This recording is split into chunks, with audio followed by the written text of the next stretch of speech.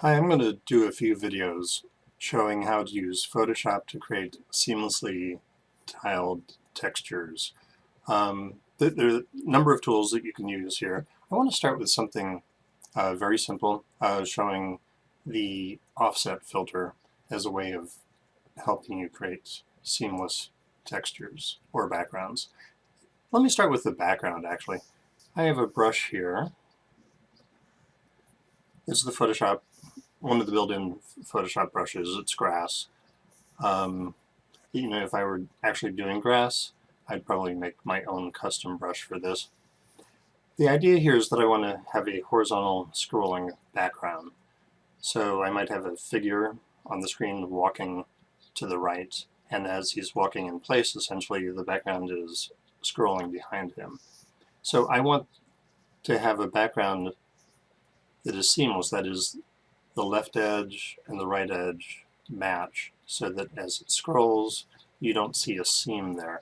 Now I can test for the seam by going in here to Filter and Other and select Offset. Now, right now I have the offset filter set to 400. This image is 800 pixels wide, 600 pixels tall, so 400 pixels shifts the image around so that this is the right edge of the image wrapped around, and this is the left edge of the image meeting. And as you see, they don't line up. There's a break, a seam. Now I drew this at kind of a diagonal to make that more obvious than it would be if I just went straight across. I'm going to click OK there. Now there's a really easy way to avoid this. I mean, you could try to fix this, but that would be kind of hard. The thing to do is to avoid that. The way you can avoid that is to not paint on the edges of the screen. So if I just go through the center here, nothing is being cut off, and if I run the filter, and because I just did it, it shows up here under filters, and there's a shortcut here where you can use Control-Alt-F to just redo that last filter. Here you see it's wrapped around and it's just this white space here. So if I fill that in, I now have a seamless background. The right edge here matches the left edge because it used to be the center. If I run the filter again, you can see that, and if you wanted to, you could go into the filter and just kind of scrub along here to kind of try it out. So here I'm just kind of nudging it along, and we see the background scrolling through the scene. Okay, now that's the horizontal offset. There's also the vertical, so if you're doing a texture or a background that you were scrolling through vertically, you could do the same thing with that. In fact, let me show you another example here using a different brush where I'll do just that. I'm going to demonstrate here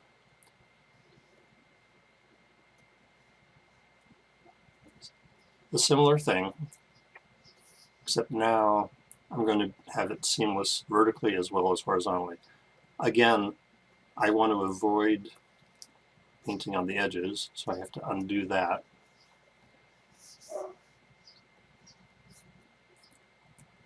Yeah, the scatter on this is a little hard to control. So if I go into the filter,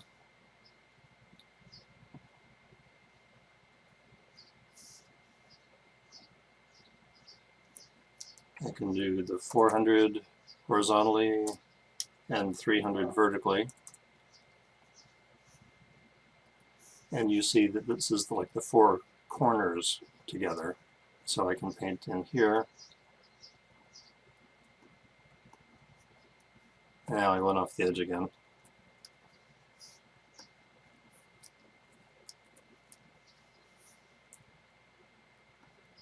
My scatter brush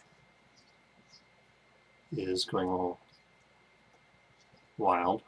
Alright, so now you see that I have the corners in the center, but the middle of the sides in the middle of the top and bottom need filling. So if I do the same offset again, I'm not going to get there. So I'm going to go back into my settings.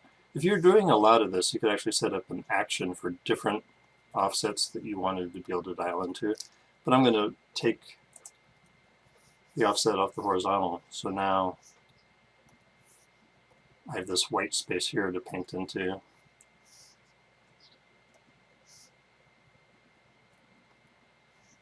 And go back in like so. Here's another white space. All right, so I could do this until I got rid of all the white. That's a little tedious. But what I need to do now is test this. The way to test this, I mean, I could scroll through with the offset, and I'll see that there are no seams. But what I want to do is fill a larger area with this pattern. So I'm going to go to Edit, Define a Pattern, Pattern 12, apparently.